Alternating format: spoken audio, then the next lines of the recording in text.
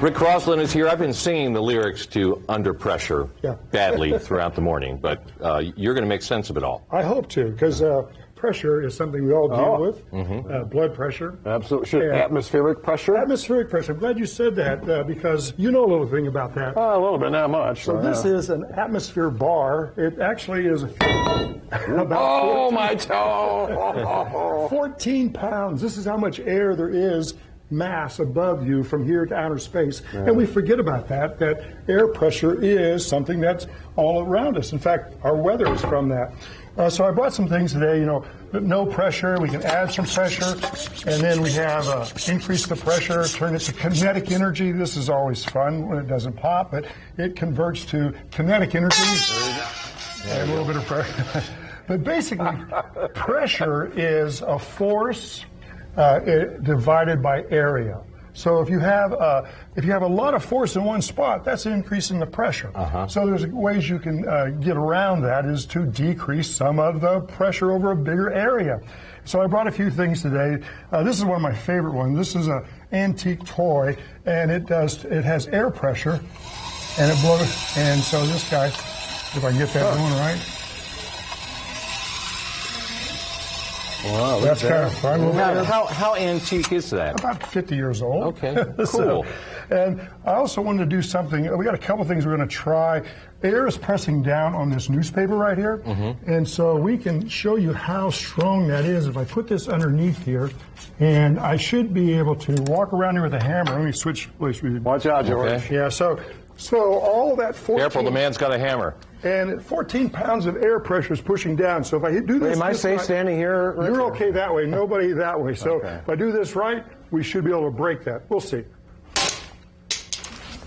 Wow, so that was pretty cool because it worked. It worked. It always is good when they work. That's right. And so pressure, if you can just divide the force over a bigger area. Now I made this thing. This is kind of dangerous. You want to turn that on, George? We got some light bulbs here, and I don't know. How's your guys' insurance? Paid up right now. I think there's a new year. So I'm going to put this over. These are glass light bulbs, and I weigh about 90 kilograms. Okay. And if I can stand on this.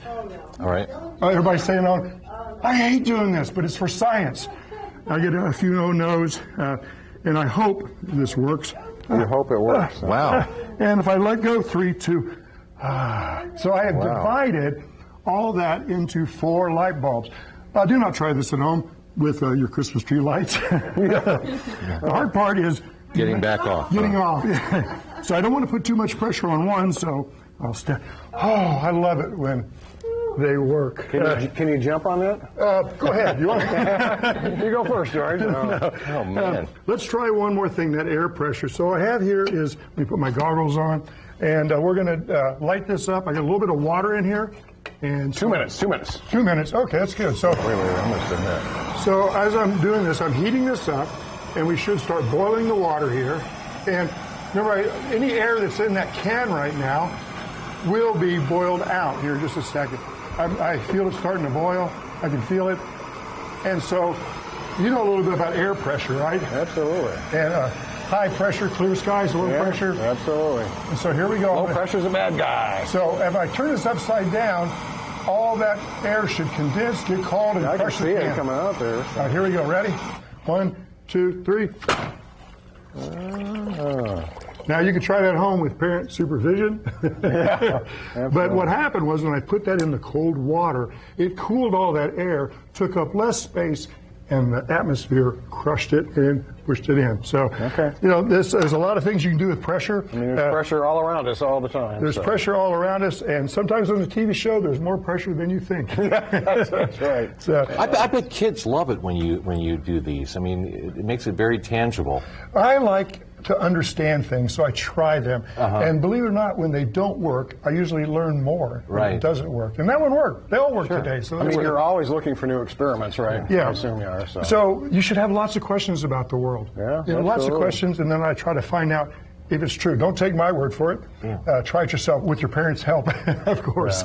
So, especially if you get a blowtorch out like that. You can do it. You can do it over the stove. Okay. And heat it up and. You want to try it? No.